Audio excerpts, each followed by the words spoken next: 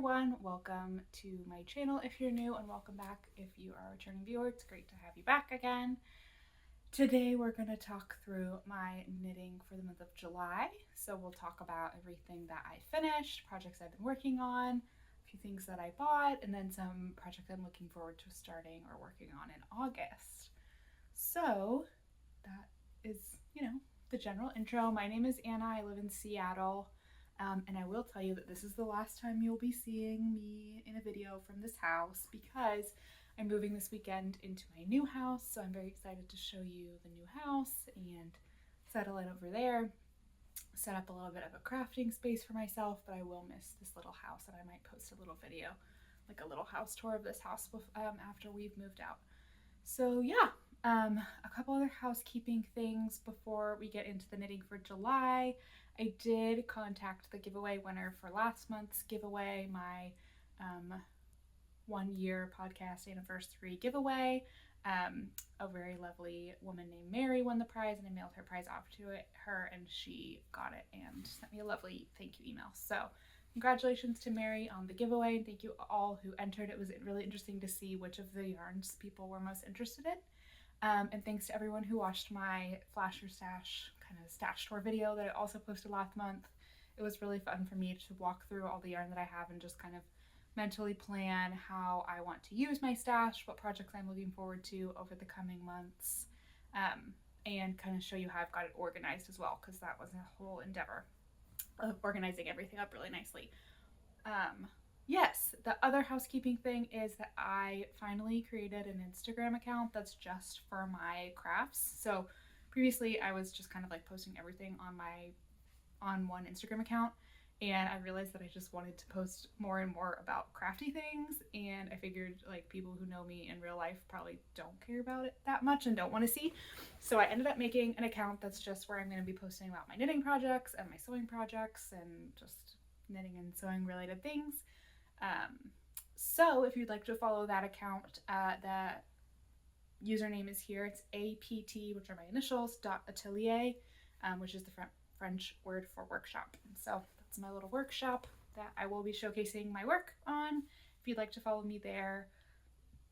Other than that, I think that's all the announcements I have for this go round. And so let's get started with some finished objects. So the first finished object, which you did see last month as a work in progress, is my, hold on, it's inside out because I did a little cutaway. This is my Provence top by Ekaterina. I do not remember her last name, but I will put it on the screen here for you. This is a lovely summer top that's knit from the bottom up, and it has this really pretty lace yoke and lace repeat on the yoke and the sleeves. I used Drops Paris for mine, which is a 100% cotton, kind of thicker yarn.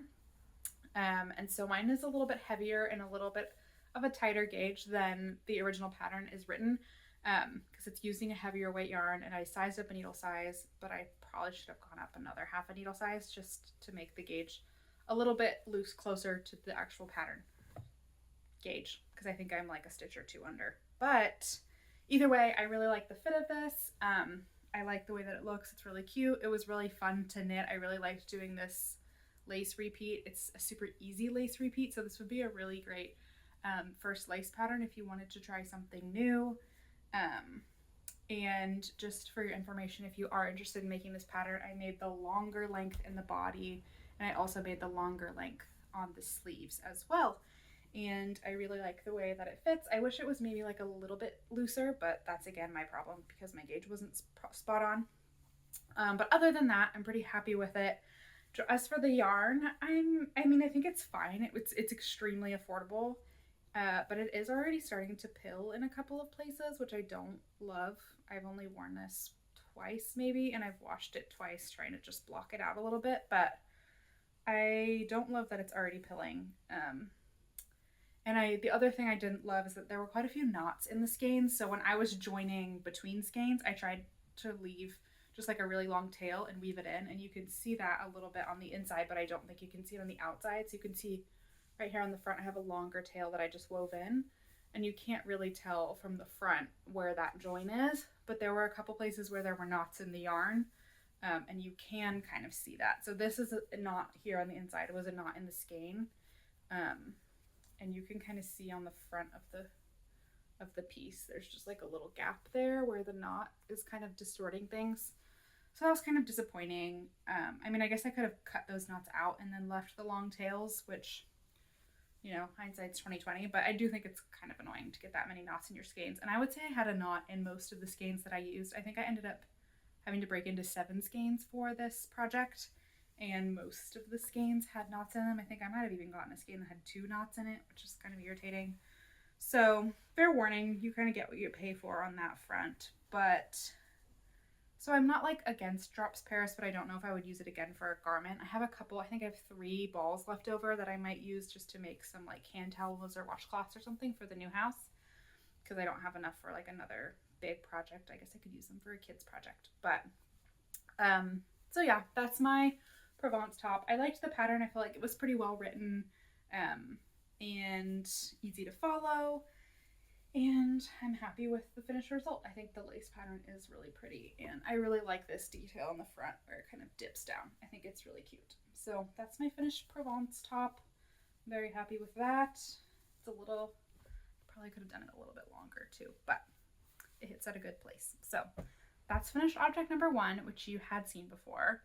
And then my other 2 finished objects you have not seen before. So we'll start with this one.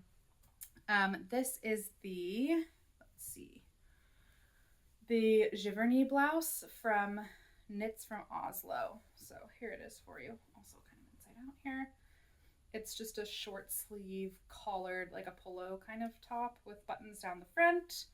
I ended up knitting mine in 2 strands of this yarn held together. This is the Penguin Laine et Mohair. This is a discontinued vintage yarn that I bought at a thrift store secondhand here in Seattle. It's 70% wool, 25% mohair, and 5% polyamide. The original yarn used in the pattern is from Hip Knit Shop. It's their hip wool. And that yarn is a little bit thicker. So it comes in 50-gram balls, and it's 100 meters per 50 grams. This yarn that I used also comes in 50-gram balls, but it was 120 meters per 50 grams. And I started knitting it originally just with 1 strand of what I had, and the fabric was really sheer. So I ended up holding 2 strands together, and I was a little worried I was going to run out of yarn, but actually I had a little bit of leftover, so it was perfectly fine. I think the yardage estimates in the pattern are a little bit generous, actually. So bear that in mind if you are interested in making this pattern. I have a couple comments about the pattern. It's knit from the top down as a raglan, and I didn't have any problems with that construction or the body or anything. I do think I ended up making the sleeve length on mine a little bit shorter because the sleeves written in the pattern were a little bit too long. The place where I really did kind of have issues was with the collar. So the collar you just pick up and knit flat, and there's no shaping or anything to it. So if you can see, like if I'm wearing this, it's gonna kind of flip up and roll in the back, and then it just tells you to do a normal bind off, like a knit one, slip a knit, or like knit, knit, slip, knit, slip, knit, slip, you know, that kind of bind off, which I just don't think is stretchy enough, because you can kind of see here too, it's just gonna have a tendency to kind of flip up in the back, which I don't love. So I'm trying to decide what to do about the collar, if I should rip it back and like add some short rows in the back to give it a little bit more length, or just do a stretchier bind off. Not super sure what to do about that. And then the other thing that I'm kind of disappointed with in this pattern is that the original pattern shows some really pretty embroidery on the collar of the top, but in the pattern it doesn't give you instructions for how to do the embroidery that's shown on the sample. It just kind of like links you to a video about how to embroider on knitwear, which I think is a little bit disappointing, because like part of the reason I bought the pattern was because I liked the embroidery and I wanted to know how to do it the way that the sample is done, and that's not what you get in the pattern. So I thought that was a little bit disappointing, but I did buy this pattern on sale, so I didn't pay full price for it. And just the other thing is that it's a pretty basic pattern. It doesn't really hold your hand a lot, and there's some room for improvement. So I wouldn't say it's the best pattern I've ever knit. I would say if you are interested in knitting this top, give it a try, but just understand that it may not be perfect. The other thing was that you do the buttonholes after the fact. So you basically just kind of like stitch around some of your stitches to make them wide enough to fit a button through. And she doesn't tell you how to space them really. So as you can see here, my buttons aren't perfectly evenly spaced, which, I mean, if it bothered me, it kind of bothers me, but I don't really feel like going back and fixing it right now. But I'm sure if I wanted to, I could figure out a way to even them out a little bit better, but I don't love that. So yeah, it's a nice pattern. It's not my favorite. I'm not sure I would knit it again. And it does give me pause about knitting more patterns from this designer, which is disappointing because she does have some really pretty designs. So just to be aware about that. But yes, there is another designer, Friday Knits, I believe, who has a very similar pattern in testing right now. That's a mohair collared kind of boxy polo cardigan thing. So if you're interested in a similar look but have a little bit of, or if I made you nervous about this exact pattern, there are some alternatives that are pretty similar. But yes, that is my top. I actually haven't had a chance to wear it yet because I finished it and then it got really hot in Seattle, so I haven't been able to wear it, but hopefully I can wear it to work next week. I don't find this yarn particularly itchy or anything. I'm not worried about that, although it's discontinued, so you can't buy it anyway. But if you were looking for a substitute for this yarn, I think a good alternative, and you didn't want to do the hip knit shop, because I know that's not as easy to get a hold of. I think that's a Norwegian brand. I would say it's probably pretty similar to Drops Melody, which is an alpaca, not a mohair based fluffy yarn, but it's a similar, I think it's the same meterage as this. I think it's 120 meters per 50 grams. I'd have to double check, but I think it's kind of a similar look. So if you want like a thicker weight fluffy yarn to make a similar top, that is a good option. You could also hold a couple of strands of lace weight mohair together, but yes. I also made this in the 3rd size, and I kind of wish I'd made it in the 2nd size because it's a little bit oversized on me. It kind of, the neckline is quite large, and it just feels like it's a little bit perilous. So I may try and like discreetly stitch some elastic around it just to cinch it in a little bit better and help it sit a little bit more nicely. But yeah, that's enough about this pattern. I think it's cute overall, and I think I will get some wear out of it. I don't think it's going to be like a staple. Like, it's a very fuzzy green shirt. It's like an Oscar the Grouch kind of a thing, like a Muppet kind of shirt, but it's cute, and it got this whole sweater's quantity of yarn out of my stash, and it's a fun project. It's on a super loose gauge. It's like a 12 stitch gauge, so it's super loose and super fast. I knit this in like less than a week, and I did even have to do some frogging, so super easy in that way if you're interested. And yeah, that's my little giverny blouse from Knits from Oslo. Okay, my last finished object is a half finished object. It's a little sock. I have one of a pair of socks for you. These are the humlebi socks from Fiber Tales, which I just think are so adorable. Fiber Tales is a Danish designer. She's so sweet. She has a podcast here on YouTube if you wanted to check out her videos. She talks a lot about her designs, and she makes really beautiful, very elegant designs. And she has a humlebi shawl, which has this same little like lacy kind of interesting bumblebee motif on it. And I really liked that shawl, but I just hadn't got around to making it because it was a big project, and I don't really wear shawls that often. And then she just came out with this sock pattern with the same motif, maybe just like a month or 2 ago, not very long ago at all. And I was really excited about it. So I bought the pattern, and I'm usually like not one to buy sock patterns, but I just love the little bumblebees so much that I bought this pattern, and I knit the first one up. This is a toe up sock with a fleagle heel, which I'd never done before, but I do really like because you don't ever have to put any stitches on hold with a fleagle heel. It's just like made with a system of increases and decreases. And I found it very nice to be able to do it that way because it went super fast, and I didn't have like needles knocking around. I didn't ever have to use DPNs. I used a small circular the whole time. So I really enjoyed that. The lace work is pretty easy. It just has these little clovers on it. And then the bumblebees are kind of difficult to figure out how to do, but she has a video which makes it super easy. Like, the written instructions are kind of hard to follow, but the video is really helpful. And I don't think that's the way she wrote it. I think it's just kind of a little bit more of a complex stitch to describe. But I just think they're the most adorable little bumblebees ever. And then the only other thing on this is that I did knit the cuff of my sock a little bit longer than the pattern. Other than that, it's pretty much knit to pattern. I think the lengths and stuff are a little different because I just knit it to fit my foot, but I wanted to just use up the yarn that I had, the little ball of yarn that I was using for this sock. So the cuff's a little longer, and then the bind off was a big problem for me. So I've done one other pair of toe up socks before, and I just did a normal like slip the stitch over bind off, like a pretty standard bind off like I did on my giverny blouse. I've done that on another pair of socks, and it's fine, but they're a little snug. So I started, when I bound these off, I did an Italian bind off, and that was also too snug, which is kind of surprising because usually an Italian bind off is a little bit more stretch to it, but it was too snug. So then I pulled the bind off out, I like unpicked the whole thing and then did a normal bind off, and that was also too tight. So then I unpicked it again, and then I pulled out another round of knitting, and I did the super stretchy bind off, or Judy's Magic stretchy bind off, whatever it's called. The super stretchy bind off is what I did. And I really like that. So it uses a bit more yarn, and it does flare. You can kind of see it gets this little bowing out at the edge, but I don't mind because when you're wearing it, it's stretched out anyway, and it's super stretchy, and I won't have any issue getting this on my foot. So that's the cast off I'll probably use for toe up socks in the future. You will also notice that there's like this very edge of my cast off is a different color of yarn, and that would be because I ran out of yarn when I was casting off, and I didn't want to pull out my cast off for a fourth time.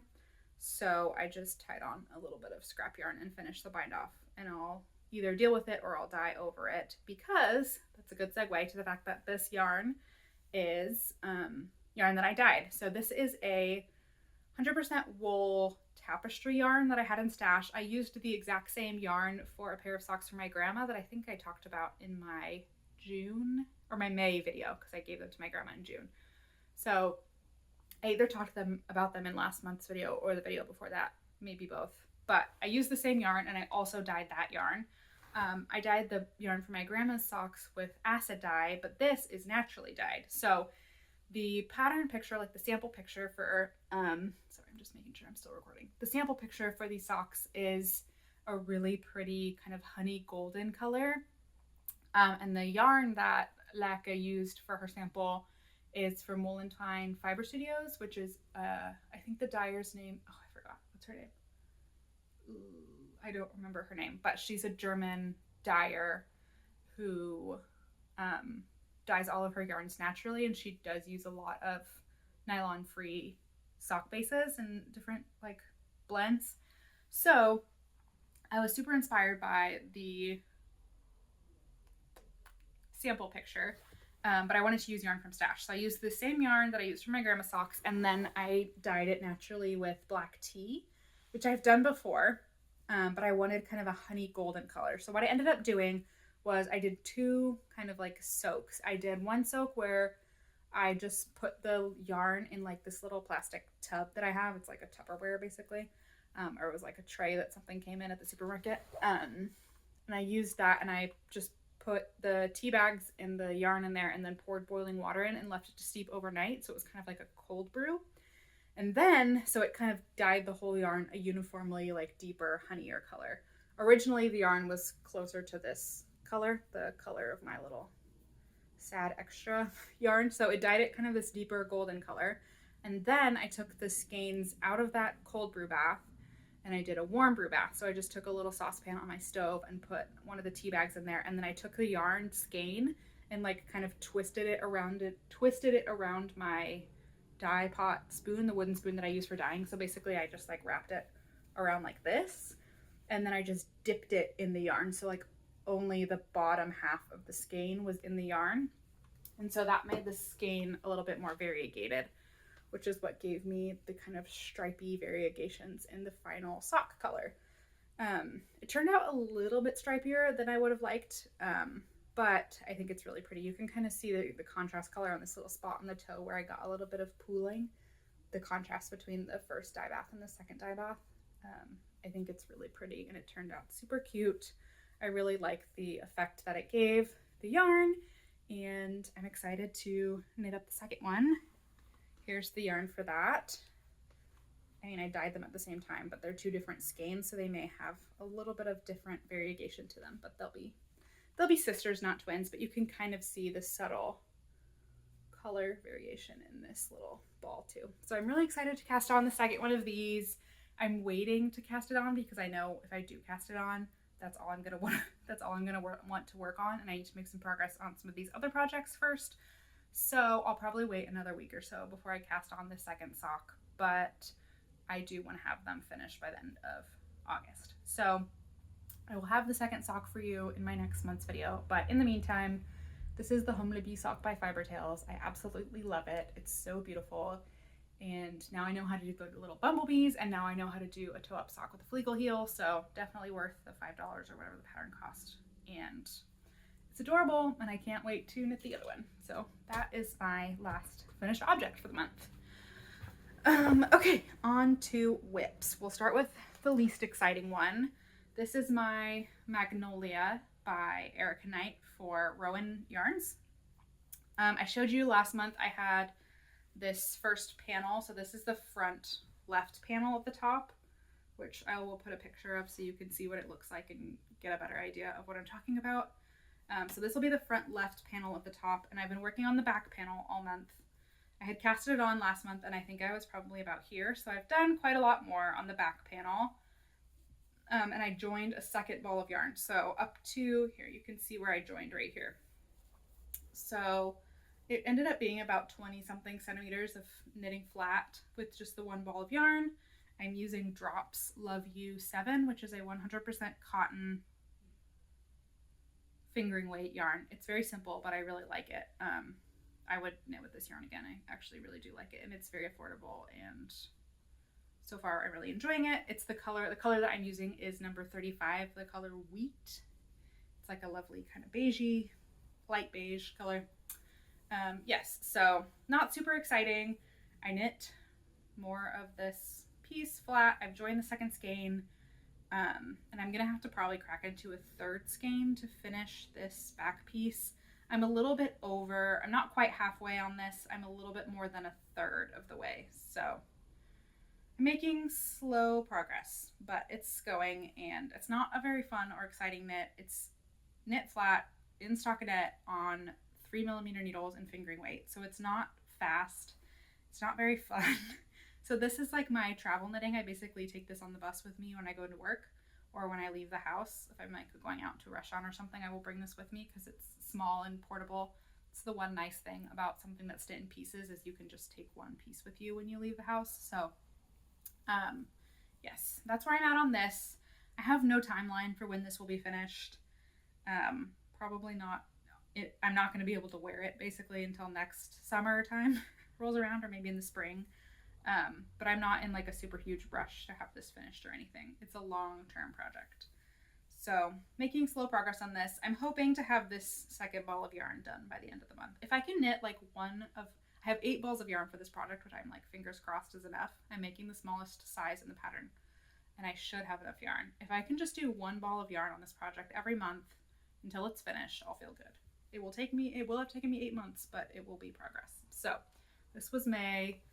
One of this was June, July. You know, it's slow but steady. So it's happening. Maybe I cast this on in June. I actually don't remember. But I'm slowly but steadily making progress on my Magnolia is what I'm trying to say. Okay. My next work in progress is my very large and slowly growing cherry dress from sandnes garn. I didn't work on this for a lot of the month, and then near the end of the month I was like, oh, I did kind of have a goal to finish this by the end of July, and I haven't really knit on it, so I should probably start knitting on it. And I just made a goal to knit an inch on this a day, and since I started doing that, which was about 2 weeks ago, I've made some quite significant progress. And I looked back at my last month's video like a couple of days ago because I was like, I don't feel like I probably knit like 3 or 4 inches on this month. It's not that much. But then I realized the last time I showed it to you, it was probably like right here, and I have knit quite a lot since then. So I will stand up. I don't know if this will be easier to show you. But yes, so this is where we're at. It's about to my knees right now, and I'll do a cutaway of me wearing this so you can see how long it is. And the last time I showed it to you, it was like probably right here. So I've knit like almost 2 feet on there since I showed you last. I think I have almost 30 inches of skirt. No, I measured it today. I have 25 inches of since I split for the underarms, which is like 70 centimeters or something ridiculous. So I am still trying to knit 1 inch on this every day. I've been doing pretty good so far since I started that goal. It was probably about a week or 10 days ago.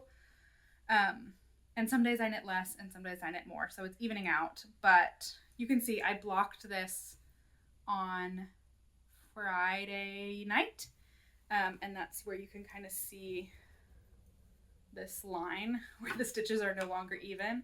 That was that. And then today's Wednesday, so I've knit 1 inch every day, and I'm just about 5 inches from where I blocked it. So I'm making progress, and this definitely will be finished by the end of the month. I'm ready to have this done because the weather is going to start cooling off, and I think it will be perfect to wear this very soon. So I will have this done by the end of August. I know I said I wanted to have it done by the end of July, but I will actually have it done by the end of August. And I think I'm just going to use up all the yarn that I have. This is the last cake I have of my giant skein from Ice Yarns. This is a 65% wool, 35% cotton yarn, and it's kind of like a blown yarn where the casing is the cotton and then the wool fibers and some cotton fibers are blown inside. So it's super lightweight. It's a little bit thin. My gauge is a little bit tighter than the pattern calls for. I think this calls for a 21 stitch gauge, and I think I'm averaging between like around a 23 stitch gauge. But this pattern is quite oversized. I'm making the 3rd size, and so I am pretty comfortable with how it's fitting me right now. I also made the sleeves a little bit shorter than the pattern calls for, just because in the pattern they kind of hit below the elbow, and I've looked at some other people's projects and I think it looks a little bit funny. So I have mine hit like right at the elbow. So it's a longer short sleeve, but it's still a short sleeve. The only other modification that I did that I may have mentioned in last month's video when I talked about this is that I am knitting the stitch count for the 3rd size. But I was worried when I was separating for sleeves that the yoke depth was going to be like super long. Because if you look at the pictures, the pattern pictures, and even project photos that other people have done, mostly on Instagram, the yoke depth is pretty deep. So what I ended up doing was I split for sleeves at the number of increases for the 1st size, and then I just cast on extra sleeves under the arm to make up the difference so I think I stopped increasing for the raglan for the 1st size, and then I think I would have had to increase like, I don't know, 6 more times or something. No, like 3 more. It would have been a total of like 24 more stitches or something, separating me from the smallest size and the biggest size. So I just cast on that difference under the arms. So then I have the right number of stitches in the arms and the right number of stitches in the body, just a shorter yoke, basically, is what I'm saying. So that was my other modification. Beyond that, I think I'm just going to knit the body until I'm almost out of yarn, and then I'll knit there's a split hem at the bottom, and then you do a folded over bottom like I've done for the sleeves. And I'll just do that, and then hopefully I will just have used up all my yarn, and it will be great because I have 500 grams of this yarn, and I think a 500 gram dress is pretty lightweight. So yeah, I also knit these cuffs down. They're not sewn down, they are knit down, so they have a little bit more stretch to them, and I think they just create a very nice finish. So yeah, that is my cherry dress. I'm not going to do the embroidery on the front. I don't feel like I need to. It's just going to be a lovely white flowy dress for fall. So I'm making slow but continuous progress on this. My last whip you have not seen before. I cast this on early in July, and this is part of the reason I didn't make as much progress on the dress as I should have. This, let me show you, is here, I'll put it on the hanger actually. Might make it easier for you to see. This is the Rib Lace Raglan by James N. Watts. I think it's turning out really cute. I'm knitting this in Fidalgo Yarns Riley and Me base, which is 50% alpaca, 25% wool, 50% alpaca, 25% silk, and 25% linen. It's a really pretty base with a really nice drape to it and a really pretty shine. And I bought this yarn at Fiber Fusion Northwest, which is a yarn festival in Washington back in June. I bought it. I bought 2 skeins because that's all she had in this color, and she had like a festival price on, so it was a really good price. So I bought what she had, and I knew I kind of knew I wanted to make like a short sleeve top with it, but I had only like pretty much bang on like 500 meters. So there aren't a ton of patterns that aren't super cropped that you can do with 500 meters of DK weight yarn. So I chose the rib lace raglan because the lace kind of helps you fudge some of that length and like fit a little bit more. And I'm really happy with how it's going so far. So it's kind of sheer, but not too sheer.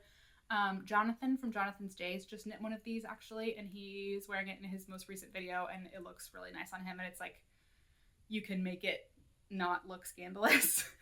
So yeah, that is the pattern. The only thing that I realized is that you can kind of see that these 2 skeins, it's a hand dyed yarn, and the 2 skeins, there's some difference between them. And I don't think it's super noticeable. It's kind of noticeable where I joined, because it just seemed like there was a bit more variegation on the second skein.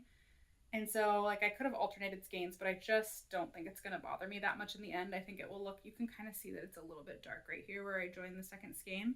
But I think when I block it out and when I'm wearing it, I really don't think it'll be that obvious.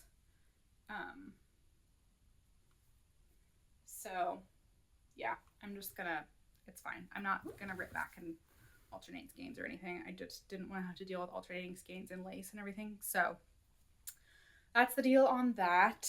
I think it's fine. I don't think it will be that noticeable to someone who's not a knitter. So that's that on that. I have about half of the second skein left, and so I'm just gonna knit the body until I run out of yarn. In the pattern, there is an applied I-cord on the collar, but I don't think I'm gonna do that on mine just because I want to be able to knit until I run out of yarn, and I don't want the neck hole to be too tight. So I just have the normal long tail cast on edge, and I think it actually looks pretty cute. And because of the way that I cast off for the sleeves, which is that same, just like normal slip over the previous stitch bind off, I think it'll look okay. And I'm going to do the same cast off on the bottom too. So I think it'll be cute. I don't feel like I need to do the I-cord. I feel like the neckline is tight enough without needing to be cinched in or anything. And yeah, that's my lovely little rib lace raglan from James N. Watts. I'm hoping that I can have this done by the end of the month as well.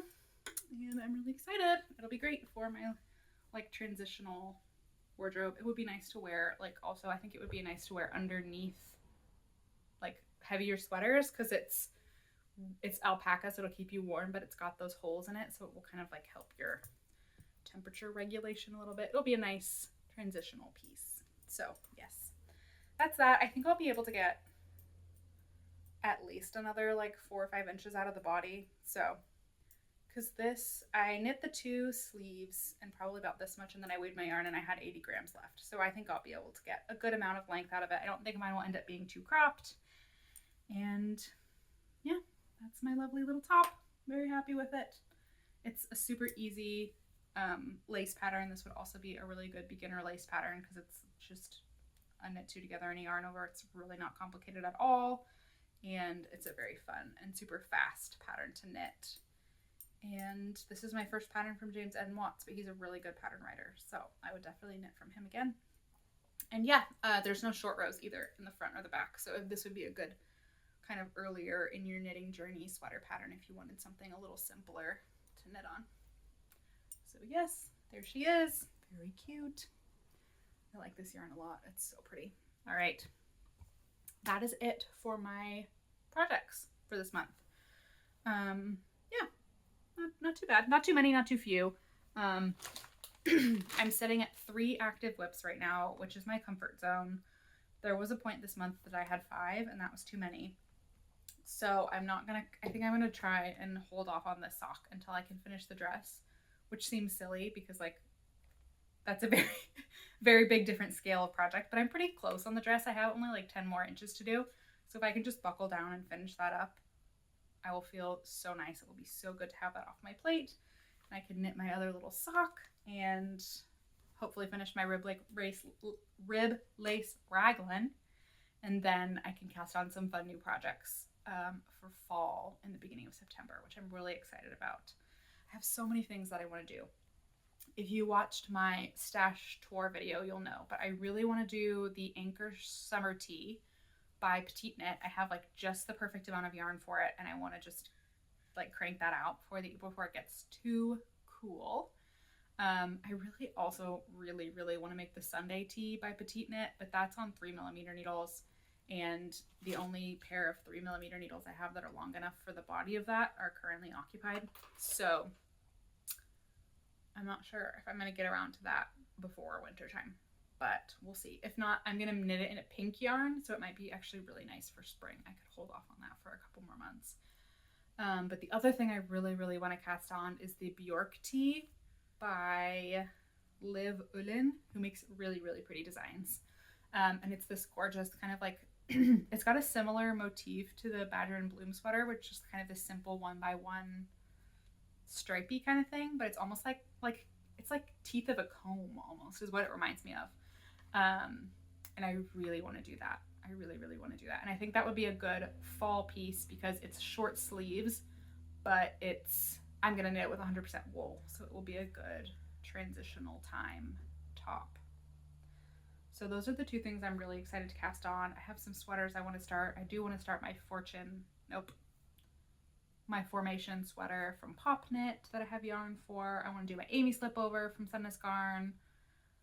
So there's a lot of things I want to cast on. So I'm ready to wrap these projects up because I've been working on this project for like 3 months, and that's a really long time for me. I'm like a 4 to 6 weeks per project kind of a person. Like if I'm really committed, I can crank out a whole sweater in 10 days. So like the fact that I've been working on this project since May, I'm like getting pretty antsy to get it done because I want to enjoy something else. So yes, that's my plans.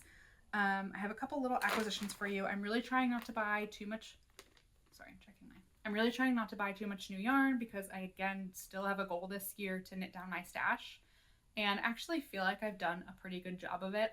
When I was organizing everything for my last video, I was thinking of all the sweaters quantities I've gotten out of stash this year and feeling really good about that. So like this month, I got this whole sweaters quantity of yarn out of my stash. I'm getting this yarn out of my stash. I'm getting this ice yarns out of my stash, which has been in there for about a year now. I think I bought it last August. So that'll be getting out of stash. That's quite a lot of yarn getting out of stash. So I just have some little acquisitions. I went to an estate sale last weekend and I saw this and I couldn't leave it because if you've watched my videos before, you know I just have an unquenchable love for unspun yarn. I think it's magical. I love it. There's something so special about it. And I saw this and I couldn't leave it behind. Didn't have a tag or anything on it, but I think it's from White Buffalo because I know that White Buffalo has a colorway that's very similar to this. It could also be Briggs & Little. I don't know, but I think it's White Buffalo. And there's this kind of like brown and white skein, and then this is just a normal white skein. These are also like wound up with like 5 strands held together. So what I will probably do is unstrand them, or maybe it's 6. No, it's 5. Yeah, it's 5 strands held together. So I will unstrand them. So like, even though this is like probably less than 100 grams of yarn, I could probably get a whole short sleeve top out of it. And if I did some kind of like striping or colorwork motif with these and some of the other unspun yarn scraps I have laying around, I could get like a pretty decently sized project out of this. So I got these. I couldn't leave them behind. I really like this color, this like natural sheepy brown gray color. It's gorgeous. So I don't have any plans for these right now, but they're here for me when I'm ready for them. And then I also got a little darning egg at the estate sale, which is super handy because I do tend to knit a lot of socks with no nylon yarns. And so I do sometimes get holes in them. So it'll be nice to have this little egg. So if I get a hole in the sock of my little bumblebee, in the toe of my little bumblebee guy, I can just darn it up super easily. So yeah, that is that. And that is it for everything I have to talk to you about this month. So yeah, I hope you guys enjoyed this video, and if you have any questions for me or comments or thoughts, leave them in the comments down below. I really enjoy talking to you guys in the comments. It's like one of my favorite things is replying to your comments and seeing what you're excited about and answering questions you have. So I love talking to you in the comments. You're also all more than welcome to talk to each other in the comments or over on our Ravelry group, Friends of Annapasseytrevino. It's linked in the down bar for you. You're also welcome to follow me on Instagram, leave me comments there. So yeah, I just love talking to you guys. It's so fun, and it's just so fun. I love talking about knitting, obviously, which is why I have this channel. I just love talking about knitting, and I love talking about knitting all the time. So in the videos, in the comments, it's the best. Yeah, so thank you so much for watching today's video. If you liked it, give it a thumbs up, tell your friends about it, share so that more people can see my videos. It'd be very nice if you could do that. Subscribe if you're not subscribed already. It would be great to have you here again. Thanks again so much for being here, and I will see you in a future video.